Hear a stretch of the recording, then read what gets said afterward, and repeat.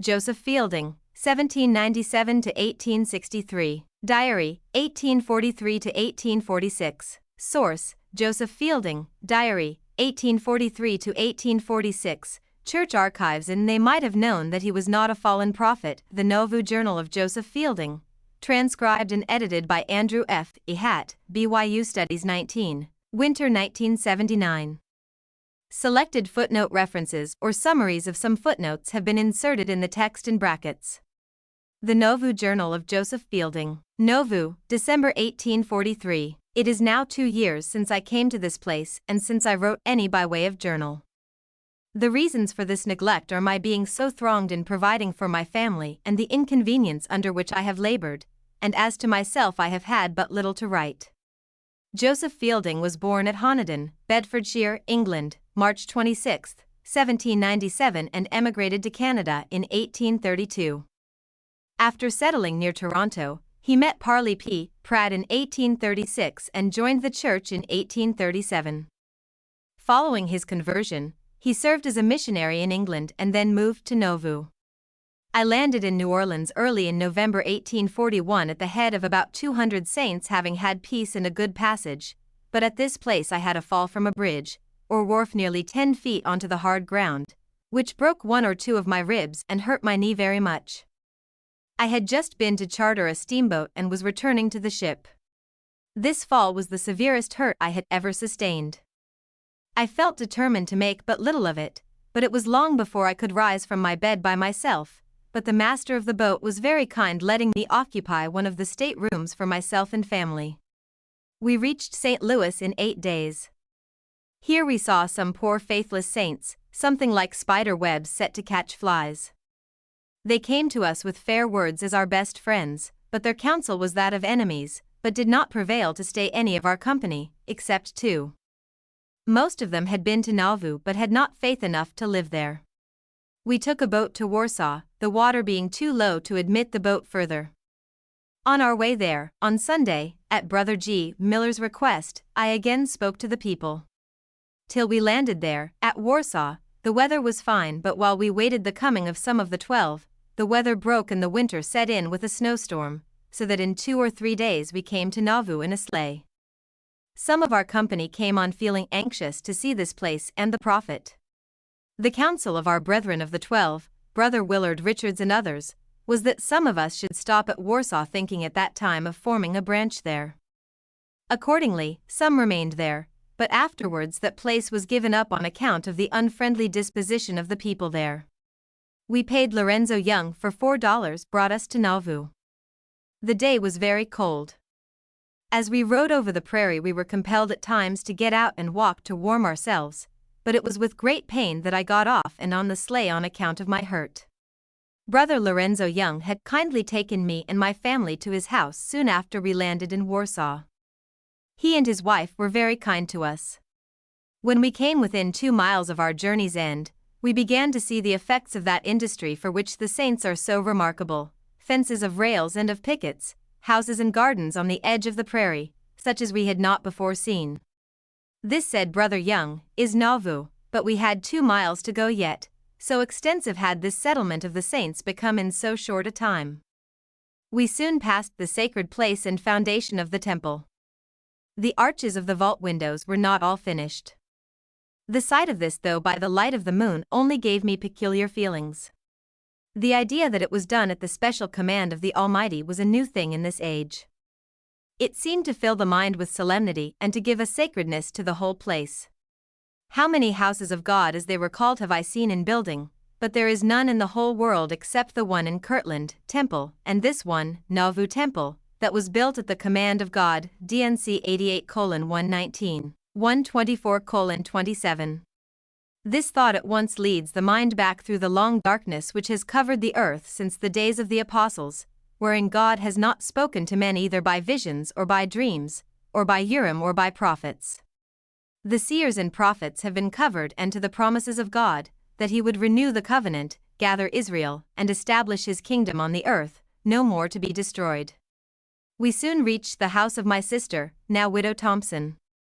Her husband, R. B. Thompson, had departed this life in the August of that year. In expectation of my coming, he had prepared a house for me, but had not finished it, and instead of finding in him a friend, on my arrival I found a widow that stood in need of a friend. I was still so unwell as not to be able to cut the smallest stick, and business was then dull and but little to do, and I, with my family, found myself in but poor circumstances, not having had money sufficient to bring me here. As soon as I could, I began to busy myself in doing little things for my sister, and when the river had frozen, I got an axe and went on to the island to cut wood, for I could not live in idleness, but it was as much as I could well do to cross the river and return, with pain and weariness. I cut 3 or 4 cords, but before I could get it sold or get it away, it was taken away, so my labor was vain. I wrought some days for Brother Hiram, Smith, who proposed to let me have some of his land to farm on shares, he to find a team, etc., and have half the produce, and as nothing better opened for me, I undertook this, and on the 1st of April, 1842, we left Sister Thompson's and went to live in a small log house near the land I had to occupy. For labor done for Brother Hiram, he furnished us with some flour and pork. We soon began to plant potatoes, beans, etc., and thought that with care and economy we would do until we could have corn of our own. Brother Hiram found my team with corn, etc., until we got some of our own. It was late when I began to plow. The work was bad and far off from the house, i.e., the further part of it, and the plow was bad, and I must say I felt discouraged at having thus to begin the world again, as we say, in such different circumstances to what I was in when I left it to go to England. I sowed 8 acres with oats which grew finely, but as it was late when they were sown, rain came on just as they got ripe and beat them down, so my half did not pay me for trouble in gathering them. But early in summer, we received a loan of money to some amount from my wife's brother, George Greenwood in England, entirely unasked for and unlooked for, and soon after another sum of the same amount, in all several $100s. At first we felt troubled at this, not knowing how we could lay it out so as to secure it to him who sent it, but it was in great kindness that he sent it, and in mercy that the Lord led him to send it, for we should have been poorly off if it had not been so. With this I purchased 20 acres of land on the prairie in its wild state at $8 per acre with a tax title. I engaged a brother in the church to furnish me 1,200 rails for fencing it at $3 per 100 to be good ones, and delivered on the land, and to be paid for in cash, which is not common here. Some of the money I paid beforehand, but the rails were far from being good ones. At this I felt grieved and refused to pay the same brother for 2 or 3 days' work done for me by his lad and oxen. At this he felt aggrieved. I told him if 2 men would look at the rails and should then say that I ought to pay him, I would do it at once, but this he would not allow, and so the matter stands. I soon after bought other rails, far better, at $2 to be paid in only part cash. This I think was the first thing in which I ever differed with a brother. There being some demur about the title of my land, I did not begin to build upon it that year, but continued on Brother Hiram's land another year, but the question about the title being settled, in the year 1843 I got a house up on the land and dug a good well 21 feet deep and got abundance of good water, and towards the summer got into it for want of more means. I had some difficulty in getting it so that we could live in it. I had lent $20 to the committee of the Nauvoo house the year before to be returned at the time I should need it, in lumber, but this was not to be obtained, so I had to get brick to fill in my frame. This was a loss to me. This is nothing strange, for there seems to be a power or influence exerted against everything the saints take in hand to do, but we felt thankful to get into our new house even before the doors or windows were fixed. We soon found it far more comfortable than the old log house, and we spent the winter comfortably. On the 20th of July, 1843, our son was born, whom we named Heber, for so it was spoken before by the apostle Heber C. Kimball, that this should be the name of our firstborn son, and that he should be a mighty man and a prophet. Soon after his birth, I asked Brother Hiram Smith to bless him, but he told me to do it myself, and the Spirit should come upon me to bless him with great blessings. I did so, Brother William Moss joining with me, and truly the Spirit of God was with us, to confirm upon him all that Elder Kimball had spoken. Several were present, and we were all melted into tenderness and tears before the Lord. Hitherto I have not transgressed against God, so that I feel to claim for myself and my family all the blessings promised. In the spring of this year, 1843, our prophet Joseph Smith was seized while on a visit to his wife's relatives by two men having a bill against him from the governor of Missouri. They dragged him from his family, got him into a carriage with the design of taking him at once to Missouri, but the Lord delivered him.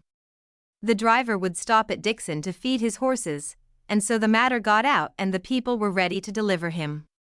He then got a writ against the two men for their unlawfully taking him, i.e., by threat of arms, and by a writ of habeas corpus obtained right to have his own case tried at the nearest municipal court. All started to go to some certain place, I forget the name, but in a short time they were met by a company of the saints, 50 of whom had been dispatched from Nauvoo mounted on horses and privately armed. When our prophet saw them, he told those with him he was mayor of Nauvoo, and seeing such a company of his friends, his persecutors durst make no resistance. A little before they reached here they were met by our band and hundreds of others in haste to congratulate our beloved head and leader on his escape from the hands of the wicked. I suppose so great tokens of respect and honor had never before been manifested towards him, and although it was attended with considerable expense, yet it was a day of great rejoicing with us, to see our beloved prophet instead of being taken a prisoner into the hands of those that thirsted for his blood, riding on his horse, his brother on one side and his wife on the other, and hundreds or thousands of his friends and a band of music in full play, as though he had been a mighty monarch returning from some glorious victory, and all this in the sight of his enemies. This is according to the best of my knowledge. Several events have transpired which I have not stated, but will merely record, such as the apostasy of John C. Bennett. No description of this man's character could be too bad. He was a vile man. Some trouble about Orson Pratt arising from said Bennett's crime come with his wife, Elder Hyde's return from Jerusalem, Elder Parley P. Pratt's return from England, Porter Rockwell taken prisoner to Missouri on a charge of having been bribed by Joseph Smith to kill Boggs, former governor of Missouri, and his return home. Brother Joseph, sought for by the enemies on the same charge, was hid for some time. Nightly watch set for the safety of the city, 2 steam mills built and many large houses.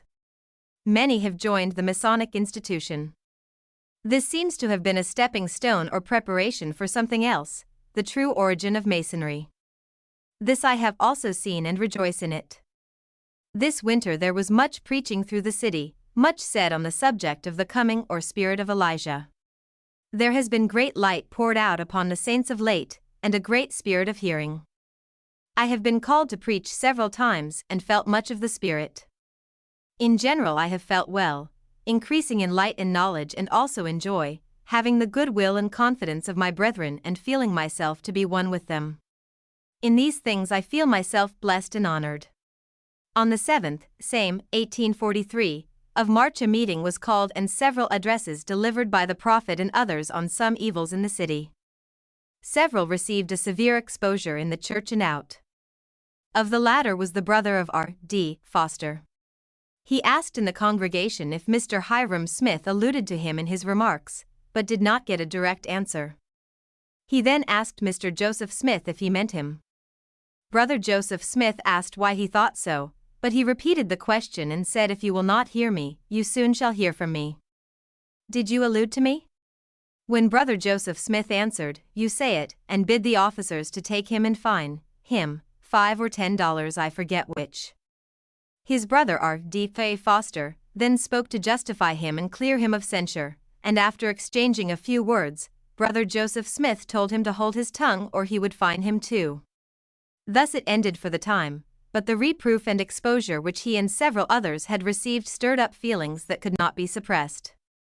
A few weeks after this, our prophet told us from the stand, by the wall of the partly built Nauvoo temple, that a conspiracy was formed by the two Fosters, the Laws C. Higbee, and J. H. Jackson and others against himself and all the Smiths.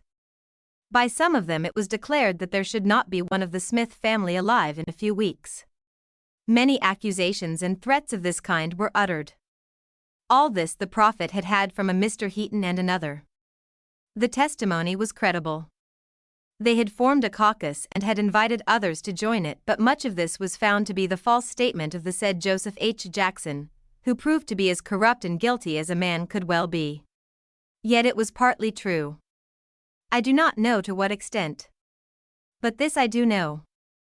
Jackson quickly left the place, and William Law, his brother Wilson Law, the former one of the first presidency, and the latter Major General of the Legion of the city. R.D. Foster and others revolted from the church, saying that Joseph was fallen, the same as all the apostates have said, such as Parrish, Cowdery, Harris and Russell, etc. They formed a church of themselves, appointed one as their prophet or head, and held meetings in the House of the Laws, got up all the affidavits they could, especially from the sisters against the conduct of the prophet, to publish to the world. They object to the doctrine of plurality of wives and of gods. I was present when the two, William and Wilson Laws, the wife of William and R.D. Foster, were cut off from the church. The feeling as to their conduct was very unanimous, except that brother, William Marks, did not raise his hand against Sister Law. Their principal charge against Joseph is that he has and seeks to obtain other women or wives, and has taught the same to others who have done the same. As to me, I have evidence enough that Joseph is not fallen. I have seen him, after giving, as I before said, the origin of Masonry, organize the kingdom of God on the earth, and am myself a member of it. In this I feel myself highly honored, but I feel grieved that at this time of the greatest light and the greatest glory and honor, men of so much knowledge and understanding should cut themselves off. April 6, 1844, our annual conference began and continued 4 days. Joseph's discourse on the origin of man, the nature of God and the resurrection were the most interesting matters of this time, and anyone that could not see in him the spirit of inspiration of God must be dark. They might have known that he was not a fallen prophet, even if they thought he was fallen. Elder Rigdon also spoke of persecution he and Joseph passed through at the commencement of the work. Many were appointed to go out through this nation, particularly on the subject of the electing of Joseph to the presidency of the United States. I have attended the Grand Council, Council of 50, as I will call it. Elder Woodworth has returned from Texas. The prospect of our obtaining room to form a colony there is fair. At the last Grand Council I attended, William and Wilson Law, R.D. Foster, and those in connection with them were by the voice of the council delivered up to the buffetings of Satan, after having been visited in all kindness by 2 of the brethren. On Sunday, the 13th of May, Joseph spoke on the gospel of the kingdom and showed that when God set up his kingdom on the earth, Satan always set up his in opposition, alluding to apostasy at this time. Working in this place, I never felt more delighted with his discourse than at this time. It put me in mind of Herod when they said at his oration, "It is the voice of a God and not of a man." The circumstances were widely different. He also spoke some on the resurrection. The same day, I and my wife attended the Grand Quorum, consisting of those who received their endowments from Joseph Smith, as I shall call it, when William Smith and Almon Babbitt were taken into it in the legal form 17th of May. A convention was held here on the subject of Joseph's election. Several false charges were brought against Joseph and sworn to by William Law, Foster and others. On Sunday, 26th, Joseph, CHC 6:363-67, spoke of it in the congregation and showed them to be perjured men. Plainly thus he is still harassed by his false friends, his Brutus. CHC 6:386-97. June 12, 1844, as to myself I seem to have but little to write. I am employed in cultivating my little farm for the support of myself and family, have had nearly half of it to plant twice with Indian corn owing to the wetness of the season. Much of the first planting was destroyed. I have labored hard to keep the land dry. Now and then I go to lay my hands on the sick, in which I take pleasure and I mostly get a blessing. I often preach to my wife and endeavor to inspire her with faith. Her mind has been troubled at some things in the church, the subject of spiritual wives, CTNS 5, November 15, 1844 7:15 for possible interpretation of his understanding of spiritual wives, so much talked about at this time, and other things, an expression of Elder Lyman White's that if a woman complained of being insulted by any man, she ought to be set down as a strumpet, on the ground that no man would do it unless she gave him some liberty. This she knew to be a false notion from her own experience. In this she is correct. The expression of Brother White was spoken publicly in our hearing, and she thinks it hard if a female is to be insulted as she has been and to have no redress. I take it as an instance of man's weakness to hold forth such a sentiment, and for the elders to smile at it is no proof of their approval of it, but I see nothing in all that is going on that troubles me at all. But the way in which subjects for the celestial kingdom are selected is not understood, or not considered. I do not boast, but I am thankful for the ideas which God has given me on this subject, and long to teach the same to others, but I have but little chance of doing it but to my wife. I believe that all things shall work together for good to them that love God, and all is well. I tell my wife I mean to hold on to the truth at any cost, and the greatest cost would be to lose her, but her unbelief shall not stop us. I feel as though I can in spite of this bear her along. Our children are healthy and in every way promising, and we hope they will be in glory in a future day. The subject of the apostasy of William Law and others has caused some little excitement.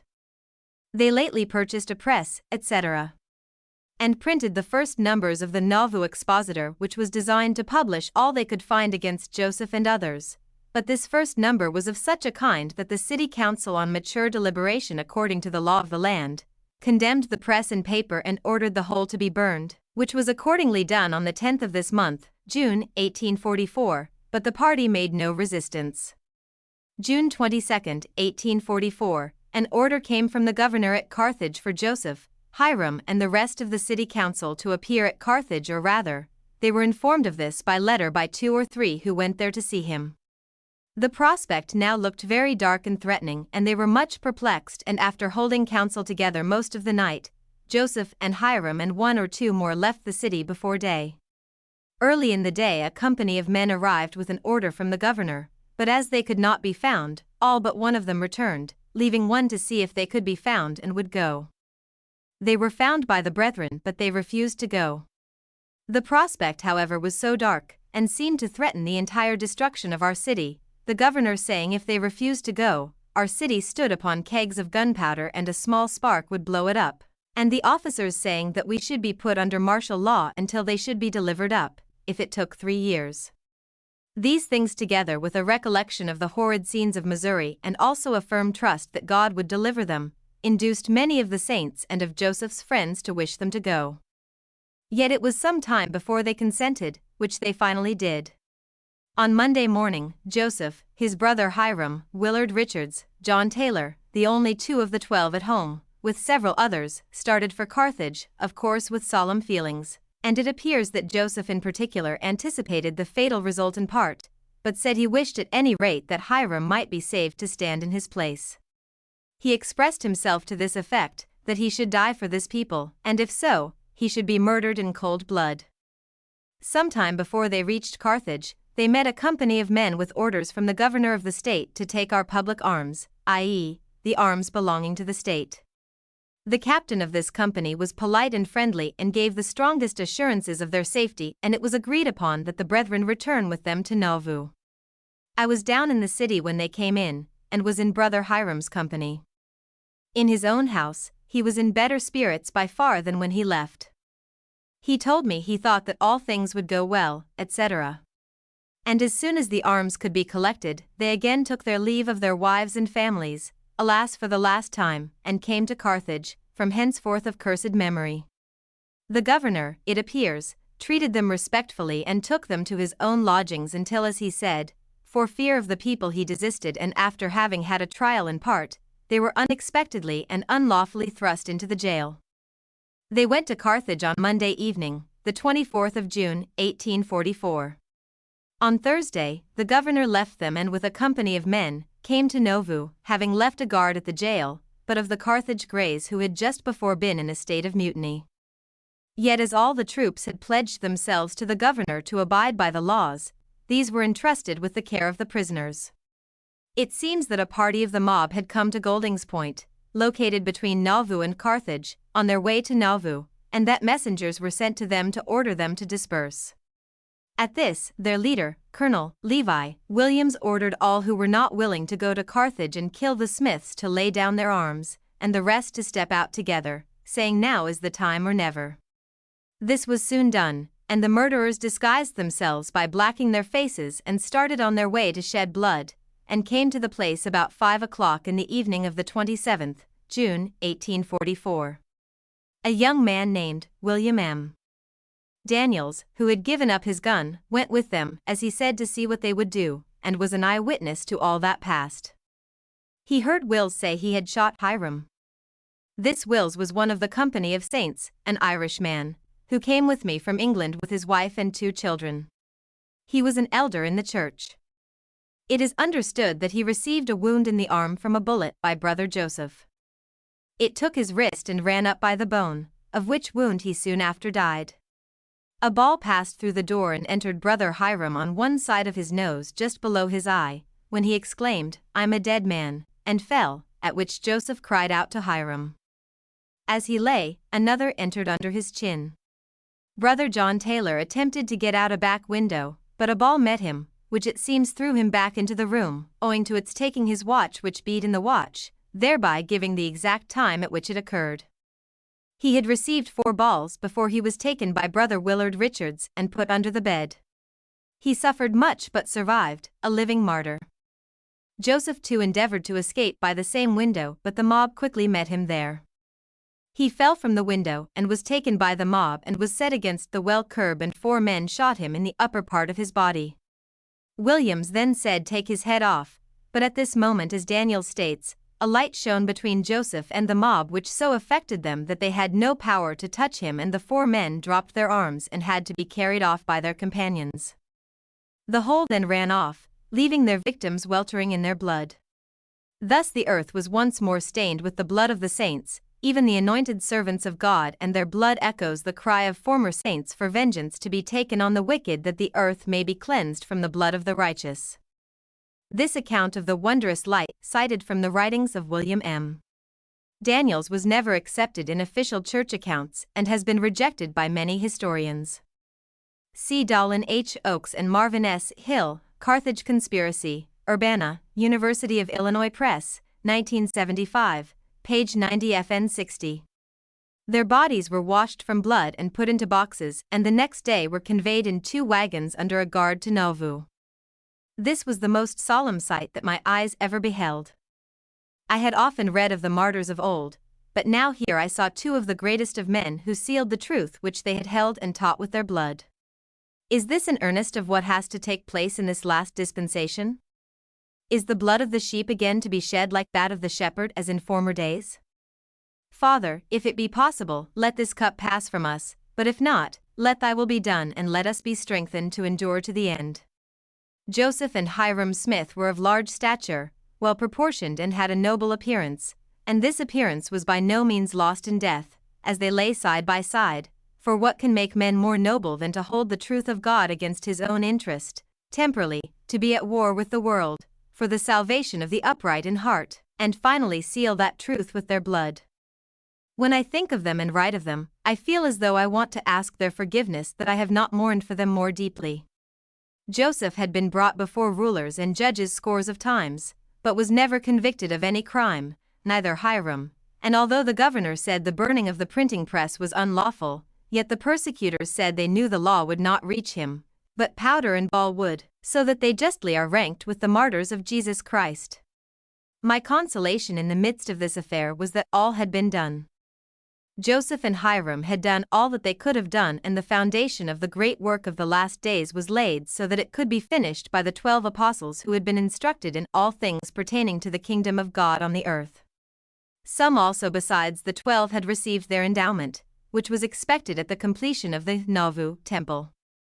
In addition to most of the 12 apostles, about 25 males and 32 females had received their endowment during the lifetime of Joseph Smith. I, myself, and my wife had had this privilege granted us in part. I also believed that as Joseph was the only one that had the keys of the priesthood of the kingdom of God on the earth since the days of Peter and the other apostles, he must not only minister the same on earth, but also to the whole world of spirits who departed from this life in the time of the broken covenant, even as Jesus did to those before him to the flood, that those who had died without the priesthood must remain so until it should be restored to the earth. But it is necessary that they as well as we who are now alive should be made acquainted with the ordinances, signs and tokens of the priesthood and the terms of admission into the kingdom, in order that they may come forth with those who have received it here, so that Joseph was as much needed there as here, and perhaps more so. These reflections in a great measure took off the edge of the grief that I might else have felt, for I thought that he had so fulfilled his own purposes, and I felt willing to say amen to it. Their wives had been sealed to them on account of certain principles that had been revealed through Joseph. This seemed to make their lives a blank space to them. It seems as though the Lord had pushed things forward rather prematurely on account of the shortness of Joseph's time. I allude in particular to the doctrine of women being sealed to men for eternity. It seems that several have had women sealed to them, and it appears in general to have given great offense to the wife. In some instances their anger and resentment have risen to a very high pitch, saying it is abomination, whoredom, etc. This is a strong charge against Joseph especially, and Hiram, and now as they are gone it is aimed at the 12. A passage in the Book of Mormon, Jacob 2:23-30, is quoted in opposition to this doctrine, where it says that a man should have but one wife and no concubines. I feel sorry for our women, for it is plain that if this be of God, as I believe it to be, their conduct in the matter is very wrong, and but for the sealing power and ordinance by which they are sealed to their husbands, many would cut themselves off from the kingdom. My wife is much opposed to it. I desire to do the will of God and to obtain all the glory I can. Some say that it was because of this abomination that Joseph and Hiram were cut off. I understand that a man's dominion will be as God's is, over his own creatures, and the more numerous they, the greater his dominion. But how true that strait is the gate and narrow is the way that leadeth unto the exaltation and the eternal duration of lives, and few there be that go in thereat. This reference is in harmony with the doctrine found in DNC 132:22 and supports the concept that Joseph Smith taught this doctrine. Not long after the death of these men, Elder Sidney Rigdon, who had long been one of Joseph's counselors, came here from Pittsburgh and informed the saints that he had an important vision after long and earnest inquiry of the Lord, in which it was shown him that Joseph had died holding the key of this kingdom, that he still held it, and would continue to do in eternity. That we are a people must build up the kingdom to Joseph.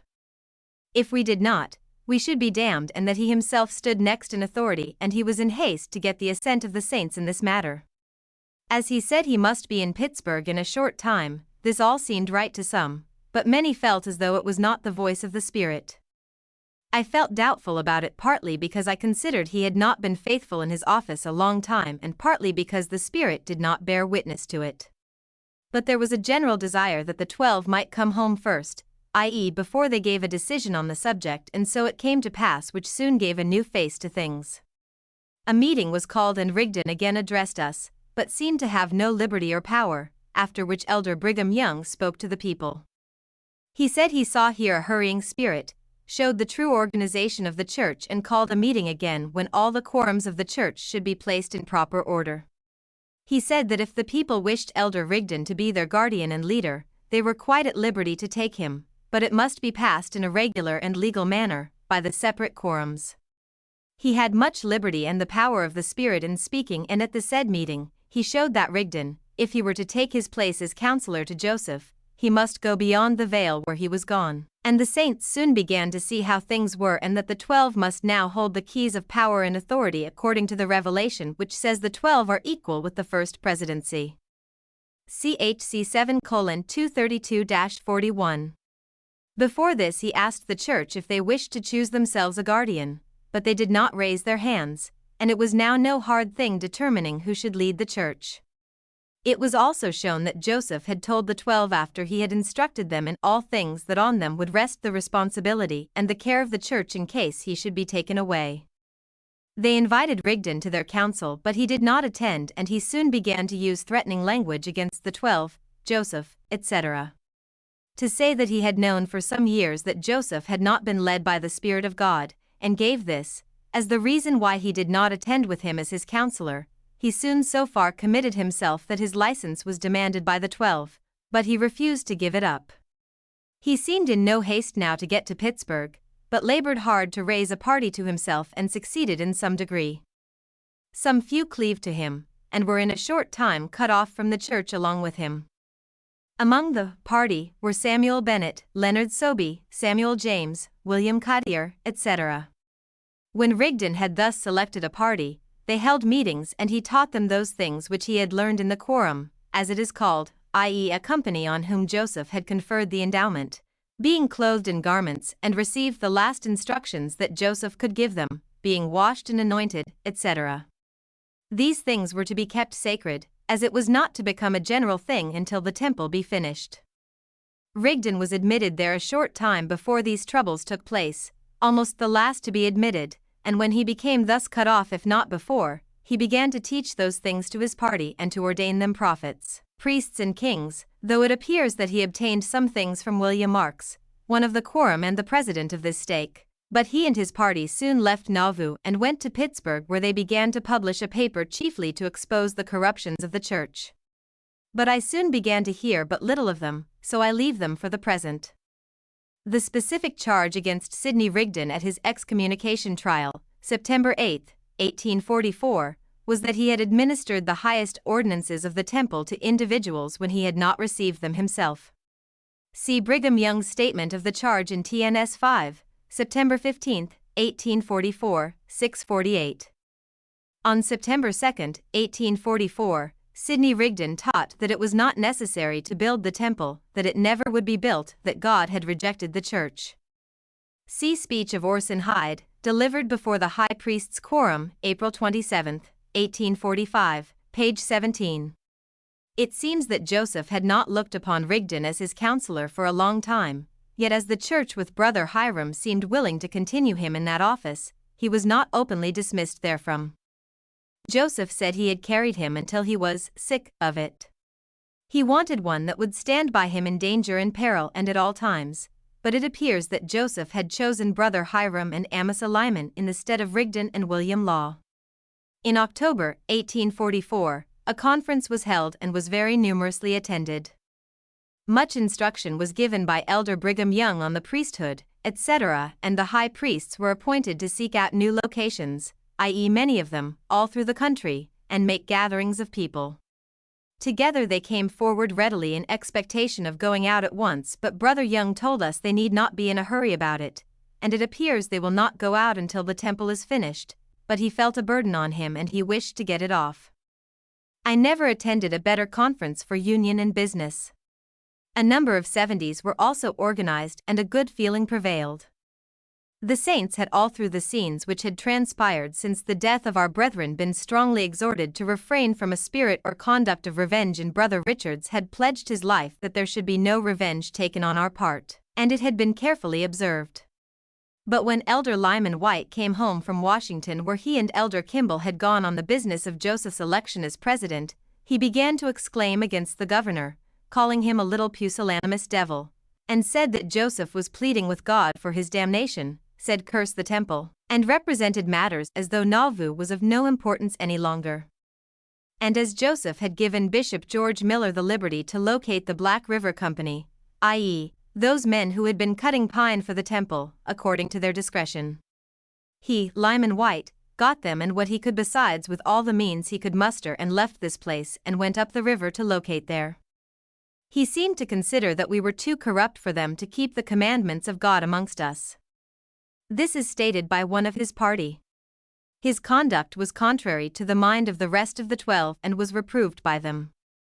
He left us and took all he could of men and means just at a time when it was necessary to stand firmly together. But at the conference several bore witness to his excellent properties, and he was continued in his place as one of the 12 in Brother David Patton's stead. James Emmett also led off a small party. I know not whither. These with Rigdon's party besides other individuals, has caused some to say that Nauvoo has had a mighty puke, and it is the bad stuff that is thrown up. Soon after the death of Joseph and Hiram, the building of the Nauvoo temple was resumed with great vigor and proceeded more rapidly than it ever had before, so that before the next winter, all the faces of the capitals were up and all but 6 of windows turned, so that we began to feel encouraged and to anticipate the completion of the work of which Joseph laid the foundation. The work of building houses also in the city has of late gone well, and our city is becoming large and populous. We have also obtained more arms to defend ourselves with, and many of our men are diligently learning the use of the sword. 1846, January 4th. Since the death of Joseph and Hiram, the building of the Nauvoo temple has gone on rapidly and contrary to the expectation and prophecy of Sidney Rigdon and others. The roof has been put on, the spire put up and beautifully ornamented. The temple is indeed a noble structure, and I suppose the architects of our day know not of what order to call it, Gothic, Doric, Corinthian or what. I call it heavenly. The upper room is finished, and about the beginning of December it was dedicated, and the 12 began to give to the saints their endowment. On the 5th of December, 1845, I entered it for the first time, and I truly felt as though I had gotten out of the world, and on Friday, the 12th, I and my wife received our endowment, having formerly received it in the days of Joseph and Hiram, but it is now given in a more perfect manner because of better convenience. Footnote 77. Temple ordinances were administered during the lifetime of Joseph Smith in 4 locations: Joseph Smith's first home in Nauvoo, the Old Homestead, the Mansion House, Brigham Young's home, and the Red Brick Store. In the first 3 locations, available space restricted the ordinances. In the Red Brick Store, the first place where temple ordinances were administered, the large open upper floor of the store was set up as Joseph envisioned the interior of a temple should be. Using canvas, he had the room partitioned into several sections representing the stages of man's progression from his creation to his future possible place in the celestial kingdom.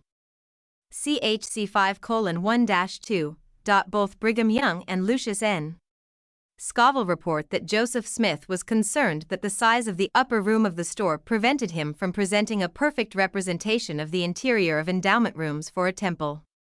However, in the Nauvoo temple, where there was 2.5 times more floor space than in the store, Joseph Fielding asserts that the additional space gave better convenience in presenting the ordinances. The 12 are very strict in attending to the true and proper form. On Sunday, the 21st, 986 had received their endowment. Actually, by December 21, 1845, only 564 persons had received their endowments. It was not until after activities of Thursday, December 26, that 986 had received ordinances.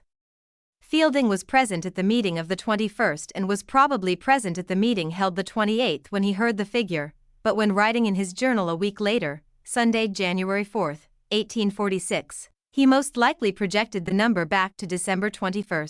My sister, Mercy R. Thompson, is regularly employed there washing, etc. At this time, strong attempts are making to take the 12. It seems as though earth and hell are mad to see the work of the priesthood proceeding so rapidly.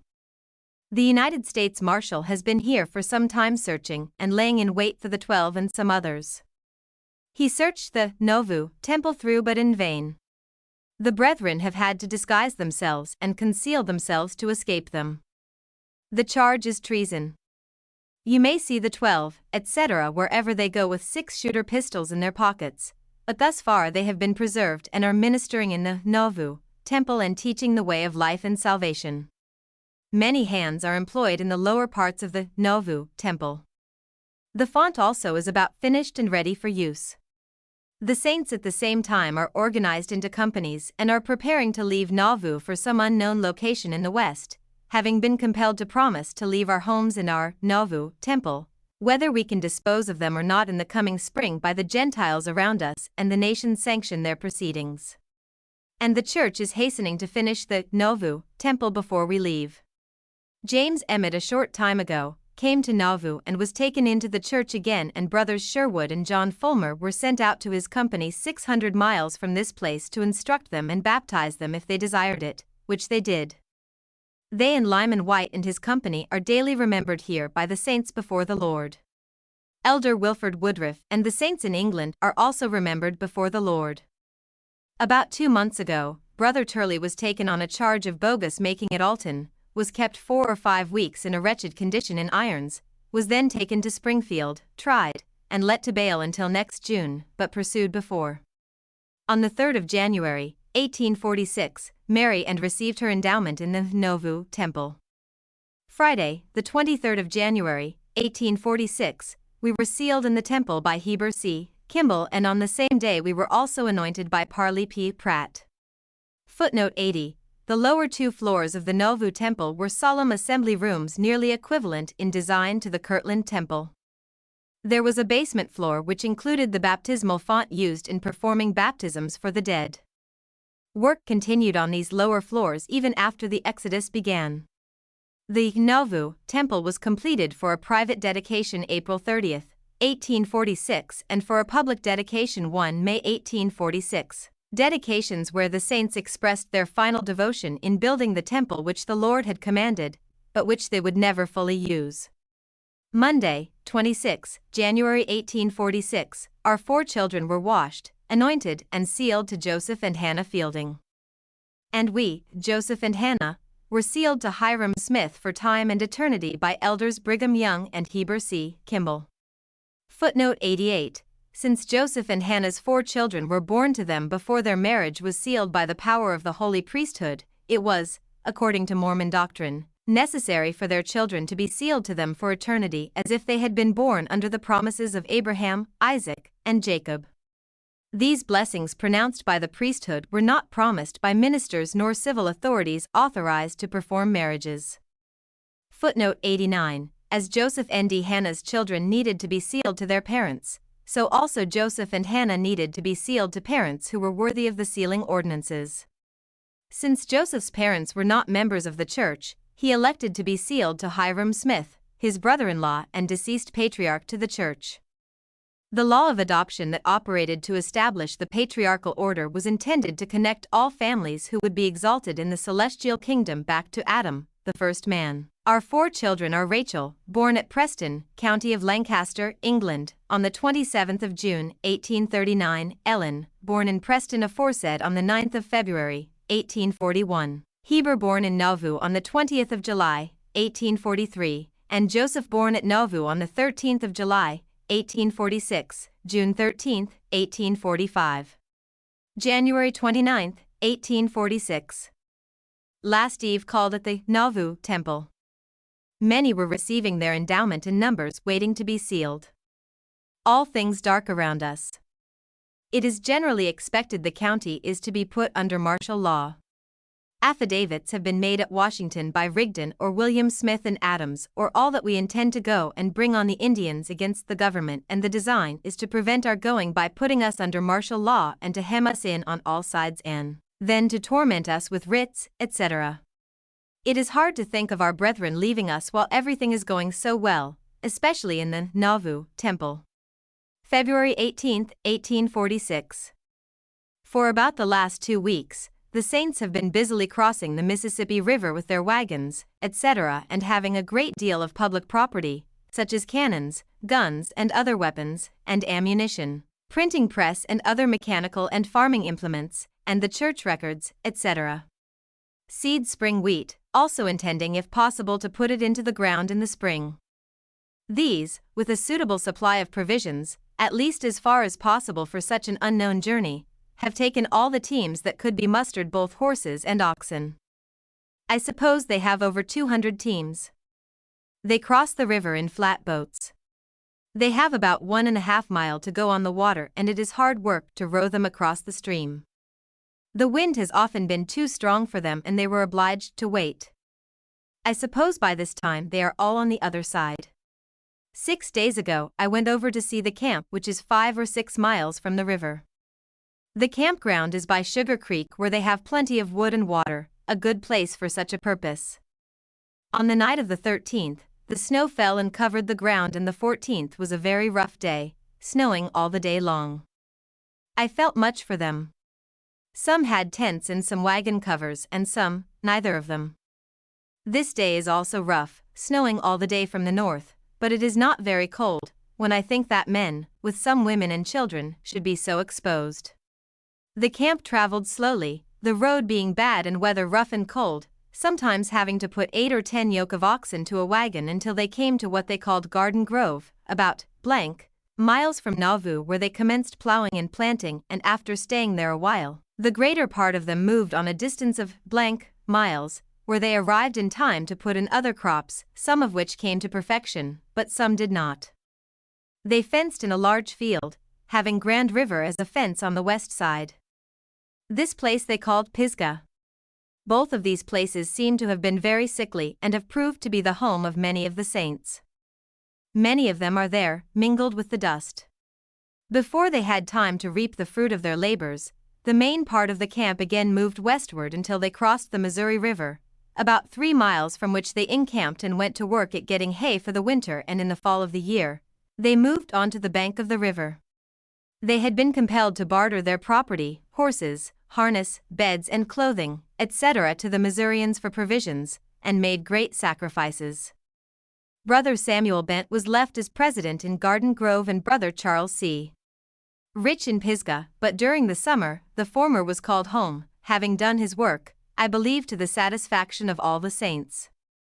He had long been president of the High Council, and the latter was general of the Nauvoo Legion, a man of unblemished character. But to return to Nauvoo, where I spent the summer, 1846, for want of means to get away, I sold my house and 20 acres of land for $200 in trade, taking 2 horses, a wagon, a coat cloth, and a few, $4.50, in cash. The land was in good cultivation, 120 rods of good rail fence, a frame house 16 feet by 24, filled in with bricks, a pretty garden, a number of apple trees, and peach trees, just ready to bear fruit, and an excellent well 21 feet deep, not 2 miles from the Nauvoo Temple. I paid for the land in its wild state, $160, built the house, etc., so that the price of the whole would not nearly pay the cost. One of the horses I took for the place I soon found to be balky, and I only got in trade for her a small yoke of young oxen. The last harvest we had in Nauvoo was uncommonly great, the land in general bringing forth in abundance as much as 60 bushels of corn to the acre. I had about 600 bushels on 10 acres. In short, the whole place was as the garden of the Lord for fruitfulness. This was of course a great blessing to the saints, but still it made the sacrifice appear the greater. Soon after I sold my place, I removed my family and goods to the house on my sister's farm called Brother Hiram's, where my sister thought of planting some grain, but we found it to be useless, and I did not so much as plant the smallest garden stuff. The enemies all around were breathing out threatenings against the saints until at one time as 8 men were reaping wheat for one of the members of the church, Cyril Davis, Amos Davis, about 12 miles from Nauvoo. A company of about 80 armed men in carriages and on horses came upon them, took them one by one a short distance to the place where one of their friends had been killed the year before, and they supposed, of course, the saints had killed him, and they gave each of them a severe whipping and took some of their guns off and broke others of them. The 8 made the best of their way to Nauvoo, and as soon as they had made the matter known, the new citizens, they being the officers of the city, in union with the saints, determined at once to endeavor to bring the ringleaders of the mob to justice, and the next day towards evening, a posse left Nauvoo and went to the house of Captain McCullough in the night and took him and 2 others and a gun which they found in his house, which they had taken from the 8 men, and brought them home to Nauvoo to take their trial. But in a few days we were informed that the mob had kidnapped 4 of our brethren and one of the new citizens, 5 in all, and that they had them in a place called Pontoussac, 14 miles off. The Sunday after, about 50 horse and footmen, armed, formed a posse, left Nauvoo in the evening, traveled in the night and came to Pontoussac by daylight in the morning. I was one of them. The first thing we saw was a couple of mounted men as a picket guard. Some of our party chased them for some distance. One of them sprang through the brush and got into the field, but the other they pursued and overtook him. He said there were about as many of them together in the village as there were of us. A little before we came to the place, we saw men's heads starting up in the brushwood on the side of the road, and we could not tell how many there might be concealed. We halted, and Brother William Anderson, the captain of the posse, called out and told them his authority. He had been legally authorized and sent with a posse to apprehend such as were not subject to law. We had been very private about coming to this place, but still our coming was expected there, and just as we got to the village, we were in loud voices commanded to halt, and we beheld a body of men partly concealed in the brush. Some of the foremost of them called out to us to halt or they would instantly fire upon us. We were then within gunshot of them. Each of us had his gun cocked and ready to return the fire if they fired, but William Cutler, one of our captains, told them our authority, etc., and no gun was fired. Some of them were very mad and swore bitterly. And we began taking some of them prisoners, and finally we took 14 of them, and after searching several of the houses to find the captives, we brought them to Nauvoo. On the way we were joined by a small company who had left Nauvoo in the morning to come to our assistance if we should need it. We brought them to Nauvoo and there was some rejoicing in the city. The next day we went off in a posse in search of the captives or those that took them, but the former were taken off by those that held them, for fear we should find them. At the time we went to Pontusic they had them within hearing of us, a little out of the village, but on finding that we were there, they marched them off. But we found their stuff, a double horse wagon containing flour, etc. belonging to Phineas Young, who was on his way home from the mill, and a buggy. These we took home. The names of the captives were Phineas Young and Brigham, his son, James Standing, Richard, Ballantyne and Blankline. When we then went out in a posse it put all of them in fear and we could scarcely find a man at his home by day or by night. We did not return home until Saturday evening, but our labor was in vain. The mob party took every way they could to deceive us and lead us on the wrong track, as we learned afterwards. They were taken from place to place every day through the woods, etc., having 8 men to guard them, who hurried through the woods, some of them being sick with ague, but they were often told that if they faltered or stopped, they would instantly shoot them. Several times they had fixed a time and place to do it and were on the point of it, but were prevented through fear through the mercy of God. We searched for them all this week and most of the next week, going as far as 30 or more miles, sometimes going all night, and sometimes with but little to eat. Our horses were much reduced, and we were weary. This was just in wheat harvest, and so much were the people in fear of us that many large fields of wheat were destroyed for want of cutting, for they durst not be seen, but some of them said they would wait upon until after harvest. After being in captivity over 2 weeks, they all returned safely home, being let go by a fresh guard to whom they had committed the old ones attended a meeting in Carthage. They were gladly received home to their wives and friends. Indeed it was far more than we expected ever to see them again.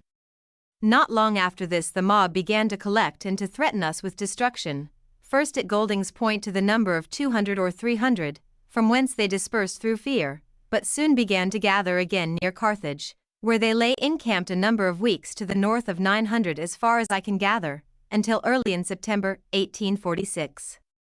They marched into Nauvoo. My 2 sisters Smith and Thompson and myself with our families had just gotten over the Mississippi River with all our goods except 2 boatloads before they came in contact with the citizens.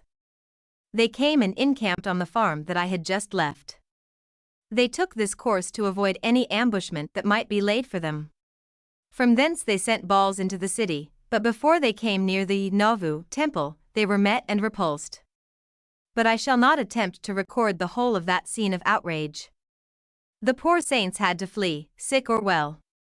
They hastened to the river, but the citizens judged it not best to let men leave when they were so much needed, but the sick, the women and children got over as fast as they could. I went down to the bank of the river and found many of the saints in distress.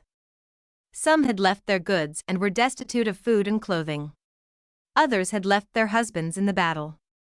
The cannons roared tremendously on both sides for several days, but the mob, as it seems to me, found themselves losers, and a plan was gotten up to prevent their own destruction. A committee came from Quincy professing to be friends to both sides, and proposed to put a stop to the fighting on terms which the saints thought it best to accept, as the mob increased daily and they, the few saints, I suppose not more in numbers than 150, were almost forsaken of the new citizens. The number slain of the mob is not well known, but it is probable that 150 fell in battle, this estimate that is probably too high. The mob reported that 12 were wounded and that only 1 died. And although their numbers was so great and that of the saints so small, the former said to be not less than 1,100, yet but 3 of the saints were slain, Brother Anderson and his son, and a Brother Norris. This is truly surprising. The terms of peace were of course such as would suit the mob, and as soon as the saints had agreed to lay down their arms, they had to flee, but many of the arms were taken from them. The mob found themselves in possession of the city and they proceeded to capture, rob, and plunder in the most fiend-like and unlawful manner. They rendezvoused in the Nauvoo temple. We had guarded it by night and day, a long time, feeling unwilling to leave it in their hands, but they now had it to themselves. They even preached in it and cursed the saints, but did no great damage to it, thinking it would add to the value of their property. They treated the saints with various kinds of indignity. Some they pushed over the river in haste. Some they took and tried. Some they baptized, etc. But in the midst of this, some more humane from Quincy brought up a quantity of clothing and provisions for the poor, as they got over the river where the poor saints were in great numbers. Here also the Lord sent upon them as it were a shower of quails. They came in vast flocks. Many came into the houses where the saints were, settled on the tables, and the floor, and even on their laps, so that they caught as many as they pleased. Thus the Lord was mindful of his people, and it was truly a matter of astonishment that in all this persecution, etc., only 3 of our brethren lost their lives. The trustees still stayed in the city, viz., John S. Fulmer, Alman Babbitt, and Joseph L. Haywood. As soon as this unlawful proceeding was stayed, we, my sisters and myself, started on the way to the camp of the saints, having 9 wagons, 6 of them Sister Smith's, 1 Sister Thompson's, and 2 my own. In Sister Smith's family, 6 men, 5 women, besides 1 sister that came with her 4 children. Sister Thompson, 1 little girl. In my family, 2 men, 2 women and 5 children, and we had together besides our teams, 21 loose cattle, as cows, etc., 43 sheep.